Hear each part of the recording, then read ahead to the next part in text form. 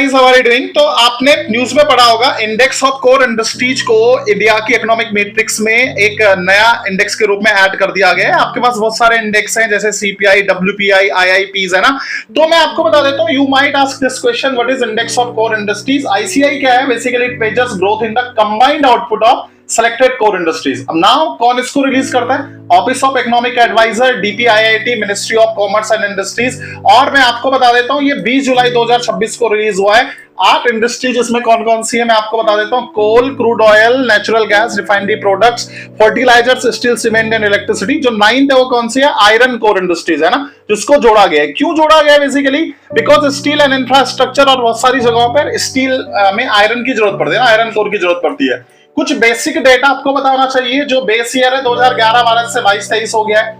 Iron और added हो चुके हैं, है ना। स्टील इंडेक्स, कोल इंडेक्स को इस तरह से मेजर करते हैं कि डबल काउंटिंग ना हो, और जो वेट्स हैं वो भी क्या है, चेंज हो गए बेसिकली, है ना। 2004-5 तक 6 कोर इंडस्ट्रीज थी, जिसमें coal, cement, electricity, crude oil, refinery products and steel थे।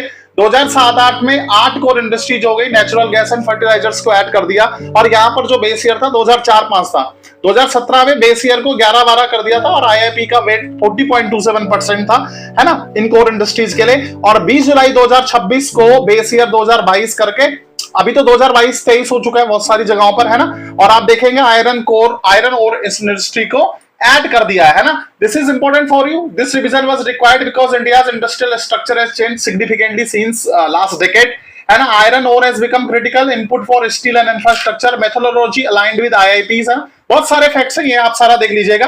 Now what is most important for you, देखो जो इलेक्ट्रिसिटी का वेट है, कई बार प्रीलिम्स में पहले बड़े अच्छे क्वेश्चन आते थे इस टाइप के, क्या पता अभी भी आ जाए। इलेक्ट्रिसिटी का वेट 30.932% कर दिया 19% से, और फिर रिफाइनरी प्रोडक्ट्स का है, फिर स्टील का है। तो आपको एटलीस्ट टॉप 3 पता होने चाहिए।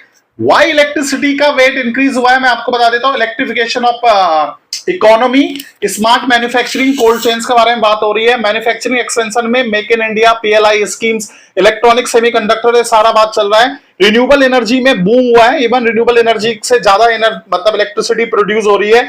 इंफ्रास्ट्रक्चर ग्रोथ हुआ है ना। उसके अलावा डबल काउंटिंग के लिए मैं आपको बता देता हूं, ये सब टेक्निकल है, if you want to go through, कि भाई वॉस्ट कोल और मिडलिंग्स को हटा दिया गया है, फाइनल प्रोडक्ट्स को यूज किया गया है। It is same with the steel, okay.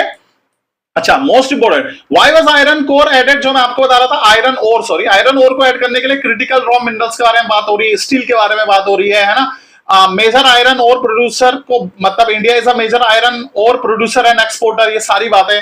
तो ये सारी बातें आप देख लीजिएगा, this is important for your examination, है ना। तो I am just going through, this is a short video.